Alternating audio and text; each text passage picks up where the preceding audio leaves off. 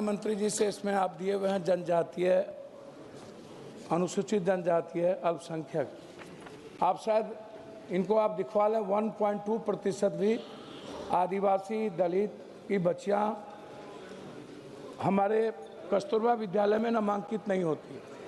और बच्चियां लगभग आपने कहा कि बच्चियां ज़्यादा अनुपात है, जिसमें 8th 9th जाते जाते भारत की बच्चियां का आप एजुकेशन कोर्स देख लीजिए, वो 12th नहीं क्रॉस कर पाती है, पारिवारिक कारणों से हो, सामाजिक और आर्थिक कारणों से। मेरा आपसे मात्र आग्रह है कि क्या जो आदिवासी इलाका है, दलित इलाका है, जैसे सीमांचल है, पूर्णिया है, कोसी है, वहाँ सबसे ज़्यादा प्रभावित इलाका है, गरीब इलाका है, बाहर जाते हैं। अधिक कस्तूरबा स्कूल जैसे धमधा है, बनमनखी है, अन्य जगहों पर क्या खोलने और विस्तारित करने के साथ क्वालिटी और क्वांटिटी, गुणवत्ता पर ध्यान देने की जरूरत है। और बच्चियों की सुरक्षा आज के डेट में सबसे ज़्यादा जरूरत है। बच्चियों की सुरक्षा पर ध्यान और क्वालिटी और क्वांटिटी पर ध्यान कैसे होगा, अनुसूचित और जनजाति और दलित ST/SC की बच्चियां कैसे जाएगी, इस पर आपका क्या सोच है, ये आप बताने के धन्यवाद अध्यक्ष महोदय। आदरणीय अध्यक्ष जी, मैं आदरणीय सदस्य जी की तथ्यों कहाँ से लाए, उनको शायद कुछ विशेष मालूम होगा। मैं इस सदन के सामने ग्रॉस फिगर कोट करना चाहूँगा। 7.5 लाख बच्चियाँ, 7,58,288 बच्ची पढ़ते, उसमें SC बच्चे 2,06,297 और ST बच्चे 1,77,009 और OBC समाज के बच्चे 2,64,175, यानी लगभग 80% बच्चे, 75% बच्चे। जो इस योजना की मूल शर्त क्या था, एजुकेशनली बैकवर्ड इलाका में ही खोली जाएगी। ये तथ्य है, सदन को बेवजह बातों में गुमराह नहीं करनी चाहिए। Question number 25 Shri Murari Lal Meena. Question number 25 अध्यक्ष महोदय, उत्तर सदन के पटल पर रखा है। माननीय सदस्य। अध्यक्ष महोदय, जैसा कि कल वित्त मंत्री जी ने बोला है कि छोटे शहरों के ऐतिहासिक स्थलों को प्राथमिकता दी जाएगी, इस संबंध में आपके माध्यम से माननीय संस्कृत मंत्री जी से जानना चाहता हूं कि मेरे दौसा संसदीय क्षेत्र में स्थित वीर शिरोमणि राणा सांगा, ऐतिहासिक चबूतरा पांडुपोल, महाभारतकालीन स्थल, नारायणी माता मंदिर, पपलाज माता मंदिर, झाजरामपुरा, गोमुख जैसे प्रमुख दर्शनीय स्थल हैं। भारतीय पुरातत्व संरक्षण एएसआई द्वारा संरक्षित स्मारक घोषित क्या किया जाएगा ताकि ऐतिहासिक पुरातत्व स्थलों का संरक्षण व मरम्मत सौंदर्यकरण हो सके। माननीय अध्यक्ष महोदय, मैं अपनी बात शुरू करूं उससे पहले माननीय वित्त मंत्री जी को धन्यवाद और आभार ज्ञापित करना चाहता हूं कि पर्यटन और संस्कृति दोनों को जिस तरह की प्रधानता माननीय वित्त मंत्री जी ने कल अपने बजट भाषण में की, निश्चित रूप से पर्यटन उद्योग को, पर्यटन के क्षेत्र को उससे बहुत बड़ी ऊंचाई आने वाले समय में मिलेगी। माननीय सदस्य ने जो प्रश्न किया है कि एएसआई के माध्यम से जिन मंदिरों का उल्लेख उन्होंने किया, जिन महाराणा सांगा जो वीर शिरोमणि थे उनके स्मारक का उल्लेख किया, लेकिन ये जितने भी मंदिर और स्मारक जिनका उल्लेख उन्होंने किया है, ये कोई भी सेंट्रल प्रोटेक्टेड लिस्ट में नहीं, और उसकी एक प्रक्रिया है सेंट्रल प्रोटेक्टेड लिस्ट में लाने की। देश भर में अनेक ऐसे स्मारक हैं जो राज्यों के द्वारा संरक्षित हैं, लेकिन जिन मंदिरों का उल्लेख माननीय सदस्य ने किया है उसमें से एक को छोड़कर बाकी कोई अभी स्टेट प्रोटेक्टेड लिस्ट में भी नहीं है। एक बार वो उस तरह की लिस्ट में आने की प्रक्रिया हो, उसके बाद ही भारत सरकार उन पर किसी तरह का संरक्षण की गतिविधियों का या कार्य को जो है भारत सरकार एएसआई के माध्यम से कर सकती है। Honourable member.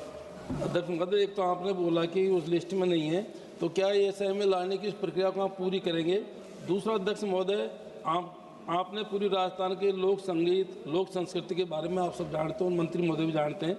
मेरा संसद मंत्री से अनुरोध है कि पूरी राजस्थान विशेषकर दौसा क्षेत्र में मीणा वाटी लोक संस्कृति, पद्दंगल, कन्या दंगल, सुड्डा दंगल जैसी पारंपरिक लोक कथाएं व लोक संगीत को मान्यता क्या दी जाएगी? आपने ये जो विशेष पूरी राजस्थान जो संस्कृति है, मैं समझता हूँ इस संस्कृति से आपके प्रधानमंत्री महोदय भी जब मीणा हाईकोर्ट में गए तब तो चुके हैं, और हमारे नेता राहुल गांधी जी भी जब भारत जोड़ो यात्रा थी, उस यात्रा के तहत पूरी रात में उन्होंने लोग संस्कृति गीत सुने थे। तो मैं चाहता हूँ कि इनको मान्यता दी जाए।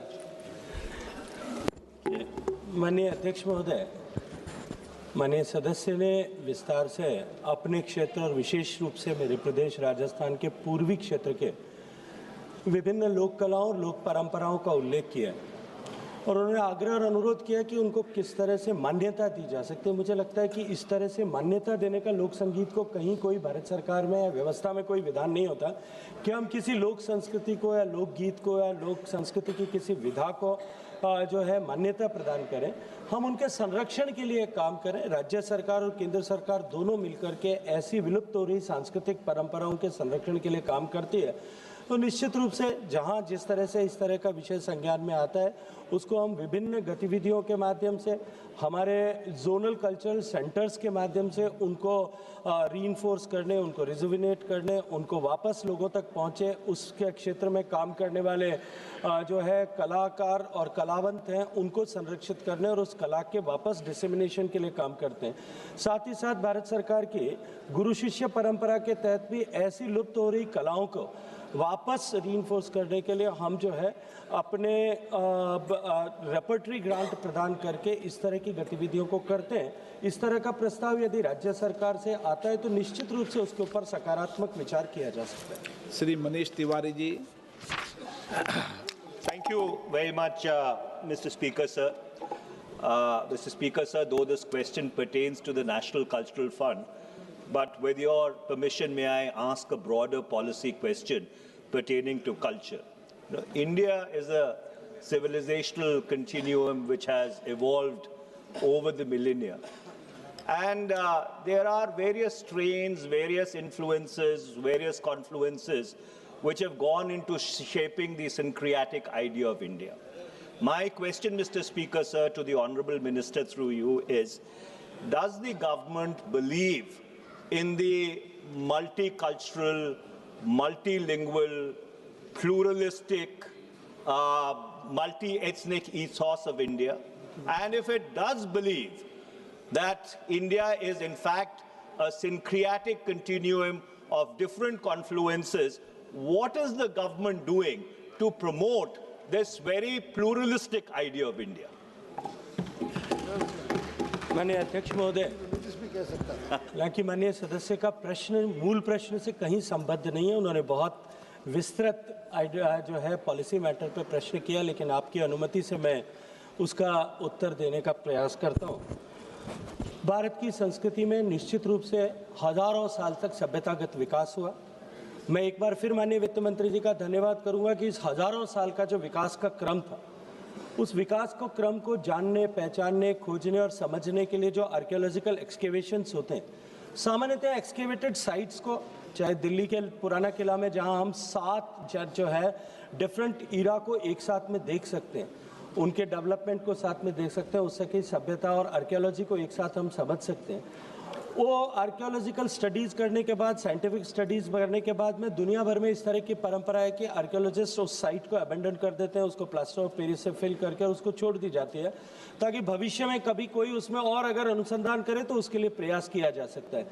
लेकिन माननीय प्रधानमंत्री जी की प्रेरणा से, उनके मार्गदर्शन में वडनगर की आर्कियोलॉजिकल साइट को हमने एक एक्सपीरियंस जोन में गुजरात सरकार और भारत सरकार के संस्कृति मंत्रालय ने मिलकर के बदला, और उसका परिणाम यह था कि जो कोई भी वहां गया उसके मन में भारत के प्रति एक गर्व, भारत के इस उद्विकास के प्रति एक गर्व का भाव जो है वो समाहित हुआ।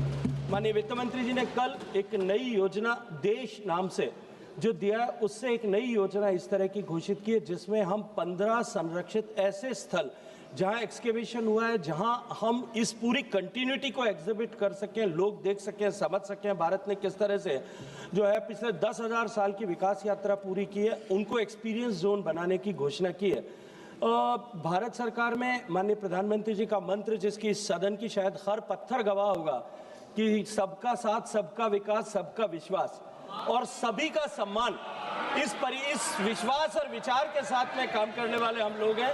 हम सबका साथ करते हैं, सबको साथ लेकर के सबका विकास करते हुए और साथ में सभी धाराओं का सम्मान करते हुए भारत को आगे बढ़ाने के लिए काम कर रहे हैं।